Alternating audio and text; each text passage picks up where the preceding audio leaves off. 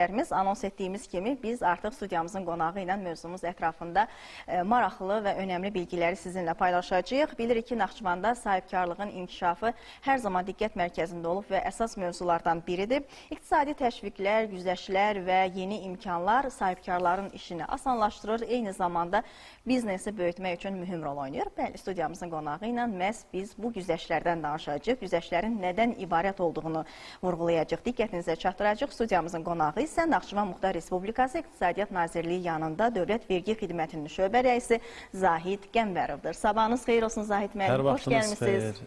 Hər birinizi salamlayıram, bütün tamaşaçıları salamlayıram. Xoş gördük sizləri yenidən. Təşəkkür edirik, xoş gəlmişsiniz və çox önəmli, çox vacib bir mövzudur. Ümumiyyətlə, Naxçıvanda Aysun da qeyd etdi, sahibkarların inkişafı üçün, böyüməsi üçün o kiçik və orta biznesin və yaxud da ki, digərlərinin bir çox imkanlar var. Artıq yeni bir qərar var və qərardan irəli gələn müəyyən məsələlər var ki, müəyyən güzəştlər var ki, tətbiq edilir.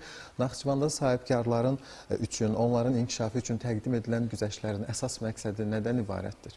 Təşəkkür edirəm. Doğru qeyd elədiniz. Naxçıvan Muxtar Respublikasında olan sahibkarlıq subyektlərinin inkişafı, ümumiyyətlə Naxçıvan üçün əlverişli biznes mühitinin yaradılması məqsədi ilə həmişə son dönəmlər xüsusilə önəmli qərarlar alınıbdır. Naxçıvan unikal bir məkandır, Naxçıvan xüsusi bir regiondur, Naxçıvan eyni zamanda strateji bir coğrafi yerdir. Ölkə prezidenti Milli Məclis tərəfindən qəbul olunmuş həm vergi məcəlləsinə, həm də daha 16 qanuna dəyişikliyi təsdiq etdi. Bu ilin sonunda baş verdi və 29 dekabr tarixində vergi məcəlləsi və müəyyən qanunvericilik aktlarına dəyişikliklər edilməsi haqqında həmçinin ölkə prezidenti tərəfindən müvafiq fərman imzalandı. Bununla Naxçıvan Muxtar Respublikasına islahatlar paketi, yeni bir yanaşma, yeni bir iqtisadi inkişafa səbəb olan yeni bir mərhələsində başladı. Nə idi bu dəyişikliklər və məqsəd nədən ibarət idi? Təbii ki, məqsəd Naxçıvan Muxtar Respublikasının əlverişli biznes mühitinin formalaşdırılması, investisiya təşviqinin Muxtar Respublikada yüksəldilməsi, istər yerli, istər xarici investorların Muxtar Respublikada cəlb olunması üçün güzəştlərin, bu həm vergi güzəştləri, həm gömrük güzəştləri, həm də sosial sığorta güzəştlərini əhatə edir ki, bu üç istiqamətdə güzəştlərin verilməsi ilə bağlı oldu. Əlbəttə, bundan sonraki dönəmdə bu güzəştlərin tətbiqi Muxtar Respublika üçün daha dayanıqlı, daha rəqabətə qabiliyyətli məhsul istehsalını təşviq etməklə bərabər, həm də yeni iş yerlərinin açılmasına, investisiya mühitinin böyüməsinə, Naxçıvanın ölkə iqtisadiyyatına inteqrasiyasının sürətlənməsinə və bir növü əsas damar kimi iqtisadi damara Naxçıvanın da geniş perspektivdə qoşulmağına uzun müddətli dövrdə səbəb olacaqdır. Kimlər bu güzəştlərdən yararlanacaq, hansı sahələri əhatə edəcək və bu güzəştlərdən yararlanmaq üçün hansı şərtləri yerinə yetirməlidir sahibkarlar? Əlbəttə, burada biz ilk öncə güzəştlərin hansı müddətdə və kimlər üçün və hansı güzəştlərdən ibarət olduğunu ifadə eləməliyik. Güzəştlər Naxçıvan rezidenti olan, eyni zamanda mərkəzləşdirilmiş ücrata alınan vergi ödəyicilərinə münasibətlə tətbiq olunur. 10 il müddətinə, yəni 2026-cı ilin yanvar ayının 1-dən 2036-cı ilə qədər bu müddət, güzəşt müddəti nəzərdə tutulur. 5 əsas vergi növü üzrə. Bunlar əmlak, torpaq, sadələşdirilmiş vergi, eyni zamanda gəlir vergisi və xüsusilə mənfəət vergisini əhatə eləyir. Bundan əlavə dividend gəlirləri ölkəmizdə bilirsiniz ki, 5% dərəcə ilə xalis mənfəətin bölüşdürülməsi zamanı dividenddən gəlir tutulur. Yəni bu təsisçilərə münasibətdə 5%lik güzəşt də artıq 10 il müddətinə Muxtar Respublikada tutulmayacaqdır. Və 7-ci istiqamət kimi idxal zamanı Naxçıvan Muxtar Respublikasında sırf istehsalın lokallaşdırılması, sırf istehsalın Muxtar Respublikada cəmlənləşdirilməsi və istehsal sferasının, emal və hasilat sahəsinin inkişafının təmin olunması məqsədi ilə ƏDV-nin azad olunması idxala münasibətdə nəzərdə tutulur. Bu 7 istiqamət üzrə güzəştlər nəzərdə tutulur və Naxçıvan rezidenti olan istənilən fiziki və hüquqi şəxsə bu şamil olunur. Bəli, siz çox doğru qeyd elədiniz ki, hansı sahələr kənardır. Burada yük daşıma fəaliyyəti ilə məşğul olan şəxslərin fəaliyyətləri güzəştdən kənar saxlanılır. Dövlət büdcəsi hesabına maliyyələşən podratçı kimi layihələrin qazanc və ya gəlirləri güzəşdən kənar saxlanılıb və maliyyə, bank, sığorta bu tipli, yəni maliyyə xidmətləri bu güzəşdən kənarda saxlanılıb. O sahələrdə güzəşt nəzərdə tutulmur. daha o sahədə güzəştin nəzərə tutulmamağında səbəbi sırf Naxçıvanda istehsalın, turizmin, eyni zamanda emalın, hasilatın, xüsusilə sənayeleşmənin inkişafı hədəflənmişdir deyə daha risk əsaslı təhlillər nəticəsində bu sektorlara güzəşt verilibdir və onu da qeyd edeyim ki, xüsusilə qeyd edeyim ki, analoji güzəştlər 2023-cü ildən işğaldan azad olunmuş ərazilərdə tətbiq olunur və eyni yanaşma orada da tətbiq olunmuşdur ki, bu sektorlar, adını çəkdiyimiz sektor güzəştdən kənarda saxlanılmışdır. Əslində müəyyən mənada məqsəd bəllidir. İnkişaf etmək, böyümək, həmin o kiçik, orta sahibkar və yaxud da ki, kim yaralanacaqsa, yeni biznes quranlara da bu yəqin ki, aiddir, düzdürmü? Və bu da əlbəttə ki, müəyyən mənada yeni iş yerlərinin açılması, yeni sahibkarların formalaşması baxımından da böyük bir əhəmiyyət kəsb etmirmi sizcə? Tamamilə doğrudur. Biz nəzərə almış olsaq ki, Naxçıvan 3 ölkə ilə həmsərhəddir və bizim ticarət əlaqələrimiz daha çox Türkiyə üzərindən həyata keçirilir və eyni zamanda qonşu ölkələrdən, hətta bizə qonşu olmayan kənar ölkələrdən də bura investisiya marağı çoxdur. Biz Zəngəzur dəhlizi perspektivində baxmış olsaq, önümüzdəki çox da uzun olmayan bir müddətdə impulslar çox müsbətdir ki, bu yol da açılacaq. Naxçıvan istehsal baxımından xam malın ucuz olduğu, eyni zamanda işçi qüvvəsində o qədər baha olmadığı bir regiondur və əlbəttə, böyük sahibkarlar üçün bu dediyim iki xüsusiyyət önəm kəsb edən elementlərdir əslində və istehsalın sırf Naxçıvan Muxtar Respublikasında həyata keçirildiyi zaman həm də istehsalçı istər malını Naxçıvan daxilində, istər Azərbaycan Respublikasının digər regionlarına, hətta istər də xaricə ixrac elədiyi zaman yenə güzəştləri itirməyəcəkdir, güzəştlərdən yararlanacaqdır. Məhz bu xüsusi müddəa istehsalçılara öz mallarını Naxçıvanda da satsalar, kənara da satsalar, ölkənin istənilən yerinə satsalar, o güzəştdən yararlanma imkanını təmin etməsi buranın investisiya cəlb edildiyi baxımından əslində tam şəkildə əhatə olunmuş bir qərardır ki, tək ki bu biznes inkişaf etsin. Sırf Naxçıvanda inkişaf elətdirsin, Naxçıvanın mövqeyi, sənayeleşməsi bundan sonraki dönəmdə iqtisadi dəyərdə payının artması hədəflənibdir və siz bilirsiniz ki, Naxçıvan həm də Şərur Sənaye Məhəlləsi ilə, həm də Naxçıvan Sənaye Parkının artıq biz ötən il yaradılması ilə bağlı müvafiq qərarı da gördük. Önümüzdəki orta müddətli dövrdə biz Sənaye Parkında da böyük sahibkarların işləyəcəyini, fəaliyyət göstərəcəyini görə biləcəyik. Amma hər bir halda Naxçıvan üçün istər mikro, istər kiçik, istər orta və istər də iri sahibkar üçün əlverişli bir mümbit şərait yaradılıbdır və onu da qeyd edelim ki, adətən vergi qanunvericiliyinə edilmiş dəyişikliklər 3 il, 5 il, 7 il olur. Ölkədə ilk dəfədir ki, işğaldan azad olunmuş ərazilərdən sonra bu formada böyük bir islahat paketi, yəni 5 əsas vergi növü üzrə, dividend üzrə 6-cı və 7-ci əlavə dəyər vergisinin idxala münasibətdə güzəştin tətbiqi ilk dəfədə həyata keçirilir və bu uzun müddətli dövrdə 10 il müddətinə həyata keçirilir. Mən düşünürəm ki, sahibkarlıq subyektləri, mövcud sahibkarlıq subyektləri də bundan sonraki dönəmdə sahibkarlıqla məşğul olmaq istəyən təşəbbüskar şəxslər də əslində böyük imtiyazlar əldə ediblər. Açığı hər kəsi biz bütün sahibkarlıq subyektlərini bu imkanlardan yararlanmağa dəvət edirik. Bəli. Əslində sahibkar olmaq istəyən insanlar çoxdur. Biraz istərdim sadə şəkildə danışaq ki, insanlar da anlasınlar. Amma bunu nəticəsində düşünüb biraz riskə getmək istəmirlər. Çünki bunun nəticəsi var axı. Bəlkə uduza bilərlər, elə deyil, uğurlu olmaya bilər. Amma düşün ki, Aysun, siz də izah etdiniz, 10 il çox böyük bir zamandır. Hətta belə bir fikir var ki, Naxçıvanda biznes qurmaq o qədər də asan deyil. Yəni bu yarı yoldan geri qayıdanlar, geri qayıdan sahibkarlar olubdur hətta. Müəyyən mənada dediklərinizlə razıyam, amma bir məsələdə həmfikir deyilik. Əslində Naxçıvanda biznes qurmaq çox rahatdır. Mən deyərdim, digər bölgələrdən də hətta rahatdır. Çünki Naxçıvan daha sakit, daha rahat bir iqtisadi mühitə sahibdir və burada İnkişaf etməmiş sahələrin mövcudluğu əslində sahibkarlarda bir siqnal olmalıdır. Sahibkarın bir məqsədi var, bir də fəaliyyəti var. Bütün sahibkarların məqsədi mənfəət, qazanc əldə etməkdir. Amma hər birinin funksiyası fərqlidir. Biri istehsal sahəsindədir, biri xidmət sahəsindədir, biri topdan fəaliyyətdədir, biri pərakəndə fəaliyyətdədir, biri ictimai yaşadadır, yəni fərqli-fərqli, biri sizin sektordadır. Yəni bu fərqlidir. Çox yaxşı bir mövzuya toxundunuz müəllim. Əslində sözünüzü balla kəsirəm burada.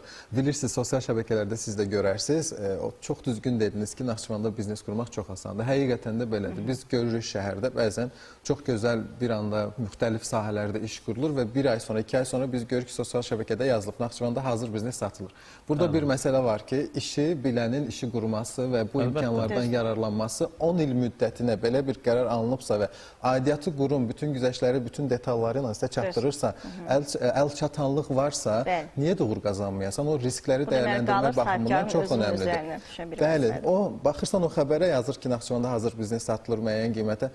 Nə işi quran işdən başı çıxır, nə də ki bir ondan əlaqəsi var. Həqiqətən də işi bilən çox yaxşı olmalıdır ki, bir də ki sahibkarlarda o bəzən olur, işi qurursan qısa zamanda kar əldə etmək istəyir. Müəyyən bir işin, bunu gedib bir iqtisadi ekspertindən də danışsanız müvafiq qurum üzrə, görəcəksiniz ki, o sənə vaxt verəcək ki, bu vaxt ərzində sən nələrsə gözdən keçirməlisən, düzgün yararlanmalısan, hüququnu, qanunu, hansı imkanların var, hansı qərarlar var, dövlət proqramı var. Bunlarla bağlı məlumatı əldə etdikdən sonra düzgün yararlansan, niyə də o biznes satılsın ki, niyə də böyüməsin ki, düzdürmü? Bu baxımdan, misal üçün, əl çatanlıq varmı ki, ola bilər ki, bu prosedurlar bəzən qəliz görsənə bilər, amma sizə müraciətlər olunur və bu imkanlardan asan şəkildə yararlanmaq mümkündürmü, yoxsa hər hansı bir prosedur var ki, onu icra etmək lazımdır? Azərbaycan Respublikasında sahibkarlıqla məşğul olmaq istəyən şəxslərin biznesə başlaması dünyada ilk 20-likdədir. Biznes Reader deyə beynəlxalq bir araşdırma var və bu araşdırma nəticələri hər il açıqlanır. Son dövrlərdə Azərbaycan biznesin başlanılması baxımından çox önlərdədir. Sadə prosedurlarda Azərbaycan Respublikasında vergi ödəyicisinin, vətəndaşın vergi ödəyicisi statusunun alması, biznesə başlaması, sahibkar olması üçün sadəcə qeydiyyatdan keçib, şəxsiyyət vəsiqəsi ilə ərazi vergi orqanına müraciət eləməklə qeydiyyatdan keçib, vergi ödəyicisinin eyniləşdirmə nömrəsinin alıb və fəaliyyətə başlaması yetərlidir.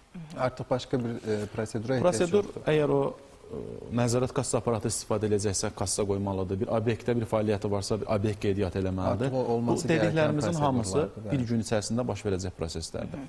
Və yeni sahibkarlığa başlayan vergi ödəyiciləri də nəzərə almış olsalar ki, onlar sadələşdirilmiş vergi ödəyicisi kimi fəaliyyət göstərsələr, ki, dövriyyənin 2%-ni normalda vergi ödəyirdilər hal-hazırki dövrə qədər, o 2%-i də ödəməyəcəklər. Böyük bir imtiyazdır bu əslində. Özlərinə görə məcburi dövlət sosial sığorta haqqı ödəyirdilər fərdi sahibkarlar.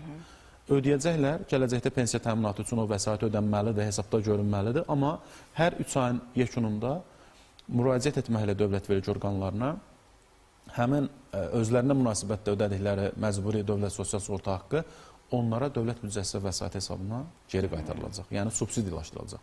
Bax, yeni sosial sığorta haqqında qanunun da bizə Naxçıvana münasibətdə verdiyi ən böyük üstünlük bundan ibarətdir ki, bütün az əvvəl qeyd etdiyim yük daşıma, dövlət büdcəsindən maliyyələşmə və maliyyə xidmətləri sahəsi istisna olmaqla bütün sahələrdə sahibkarlıq subyektlərinin özlərinə görə ödədikləri MDSS haqları onlara hər 3 ayın sonunda geri qaytarılacaq.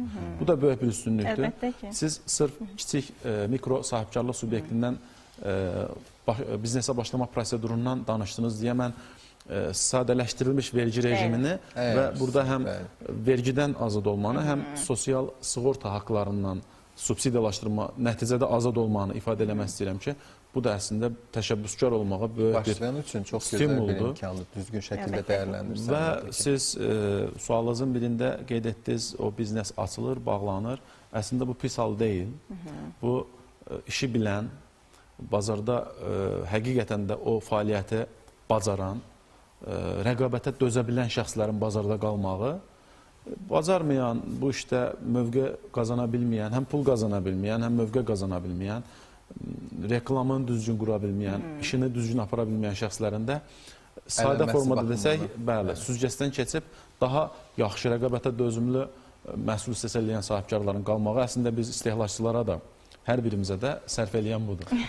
Əslində Zahid müəllim çox yaxşı məqama toxundunuz. Elə gəlin gənc sahibkarlara da öz məsləhətlərinizi verərdiniz. Yeni işə başlayanlara da öz məsləhətlərinizi, öz tövsiyələrinizi verərdiniz. Hal-hazırda Naxçıvan Muxtar Respublikasına tətbiq olunan 10 illik vergi, gömrük və sosial sığorta paketləri böyük bir sistem oldu. Bu bir fürsətdir həm də. Xırda sahibkarlara da, iri sahibkarlara da Əlbəttə, mən bütün sahibkarlıq ruhu olan, o təşəbbüsü özündə hiss eləyən, o riski ala bilən, elə sahibkarlığın özü nəticədə risklə bağlıdır. Ala bilən hər kəsi, təbii ki, dövlət hər bir sahibkarın yanındadır. Qanunları bir yaxşı mənada analiz eləməyə, öyrənməyə dəvət edirəm və sahibkarlıqla məşğul olmaq üçün çox geniş imkanlar yaradılıbdır. Bu prosedurdan tutmuş, növbəti nəzarət tədbirləri nə qədər belədir. Dövlət vergi orqanları elektron nəzarət əsaslı inzibatçılıq tətbiq edir bugünkü gün və nəzərə almış olsaq ki, vergi məcəlləsinə edilmiş dəyişikliklərin əksəriyyəti verginin sərtləşdirilməsi deyil, əksinə yumşaldılmasıdır, nəzarət mexanizminin daha da sadələşdirilməsidir. Bu baxımdan təbii ki, bütün gəncləri biz daha mütəşəbbis olmağa, daha təşəbbüskar davranmağa və Naxçıvanımızın iqtisadiyyatının inkişafı üçün özlərinə uyğun sahibkarlıq sahəsində fəaliyyətə dəvət edirik. Biz dövlət vergi orqanı olaraq da bütün bu proseslərdə onlarla bərabərik. Dövlət özəl tərəfdaşlıq modeli qismində tərəfdaşıq əslində biz bütün sahibkarlarla. Təşəkkür edirik. İş yoxdur kəlbəsinin ifadəsini məncə bir kənara qoymaq lazımdır indiki zamanda. Yəni işləmək istəyən, cəsarəti, iradəsi, bacarığı olan hər kəsə əslində iş var. Elə bu güzəştlərin tətbiq olunması, bax bu iqtisadi təşviqlərin olması, yeni iş yerlərinin açılması deməkdir. İşləyin, həm öz maddi ehtiyacınızı qarşılayın, həm də iqtisadiyyatınıza öz töhfənizi verin. Doğrudur. Burada bir çox üzr istəyirəm, icazənizlə işləməkdən söhbət getdi. Mən bir haşiyə çıxmaq istəyirəm. Əlbəttə bu. İşləyən şəxslərə münasibətdə, işləyən şəxslər artıq 2026-cı ilin yanvarın 1-dən özəl sahibkarlıqda öz əmək haqqlarından mərhələli qaydada bu il üçün 3% gəlir vergisi ödəyirlər. Eyni zamanda işləyən şəxslər həm də onların hesabından tutulan, həm də şirkətin hesabından tutulan məcburi dövlət sosial sığorta haqqı ödəyirlər. Bəli. Çox sevindirici, çox xoş və müjdəli bir xəbərdir ki, sırf istehsal, emal və hasilat sənayesində Naxçıvan Muxtar Respublikasında fəaliyyət göstərən rezidentlər öz işçilərinə görə ödədikləri MDSS haqlarını da geri ala biləcəklər. Bu da 10 il müddətində, amma mərhələlidir. 2026-29-cu illərdə tamamı 100%, 29-32-ci illərdə 80%, 32-34-cü illərdə 60% və 34-36-cı illərdə 40% geri alınması nəzərdə tutulur. Bu da böyük bir MDSS yükünün sahibkara münasibətdə yükünün ləğv olunması deməkdir. İlk başda 100% olması yenə böyük bir şansdır o biznesin və inkişaf baxımından. Daha sonra mərhələli şəkildə artıq o iş tutandan sonra o elə də gözə çarpan bir rəqəm olmayacaq. İcazənizlə mən siz təsəvvür edən bir istehsal fəaliyyətindən məşğuldur sahibkar. Yanında bir 15 nəfər işçisi var əmək müqaviləsi ilə. İşçiyə görə MDSS haqqı ödəyir. MDSS haqqı da işə götürən tərəfindən 15%, 200 manatdan yuxarı olduqda işçi tərəfindən 10% olur. Əmək haqqının 15%-ni geri ala bilir hər rütün sonunda. Böyük bir güzəştdir əslində sosial güzəşt paketi kimi. Bu ölkəmizdə bir işğaldan azad olmuş ərazilərdə belədir, bir də Naxçıvanda belədir. Bu da bir çox yaxşı işə götürənlərə münasibətdə çox yaxşı bir xəbərdir ki, istehsal daha da Naxçıvanda genişlənsin. Təşəkkür edirik sizə, çox sağ olun. Təşəkkür edirik. Əslində bu xəbər çoxdan yayımlanmışdı, amma bizim efirimizdə daha detallı, daha əhatəli məlumat verdiniz və bir xoş xəbəri də tamaşaçılarımızla bölüşməli olduq. Bəli, təşəkkürlər. Əsas oldu yeni başlayanlar üçün hər hansı bir sual vardısa, ən azından bu proqram həmin suallara cavablandırma xidmət edəcək. Qonağımıza çox təşəkkür edirik ki, ətraflı izah verdiniz. Təşəkkür edirik Zahid müəllim. Uğurlar arzulayıram. Yeni məkanınız, yeni studiyas xeyirli olsun. Təşəkkürlər. Son dönəmlərdə uğurlu olsun işləriniz. Təşəkkür edirik. Ona görə də güzəştlərdən yararlanmaq üçün ən əsası qonağımız da qeyd etdi ki, yeni başlayanlarda bəzən tərəddüd olur bu prosedurlarla bağlı. Çox asan şəkildə prosedur var. Yaxınlaşsaz, müraciət etsəz və yaxud sosial şəbəkədən hesablarınız var. Əlbəttə, Dövlət Vergi Xidmətinin mətbuata, ictimaiyyata açıqlığı uzun illərdir mövcuddur və istər bizim YouTube hesabımız, istər Facebook hesabımız, istər digər rəsmi hesablarımız mövcuddur. Elektron xidmətlərimizlə oradan da tanış ola bilərlər. Bizim eyni zamanda 4 mərkəzimiz mövcuddur. Biri Ordubad şəhərində, Şərur rayonunda, eyni zamanda Babək və Naxçıvan şəhərində 4 mərkəzimiz mövcuddur. 2025-ci il ərzində biz 44 min vətəndaş qəbul eləmişik orada və onlara 60 minə yaxın xidmət göstərmişik. Həmin mərkəzlərə müraciət eləməklə çox sadə prosedurla vergi Tanış ödəyicisi ola kimi biləcəklər. qeydiyyatdan keçə bilər. Mərkəzlər çoxdur, Təşəkkürlər. bəli, göstərən xidmətlər də çoxdur. 2026 yəqin ki, daha çox olacaq güzəştlərə görə. Sizə uğurlar arz edirik biznes həyatınızda deyirik və gün aydın davam edir.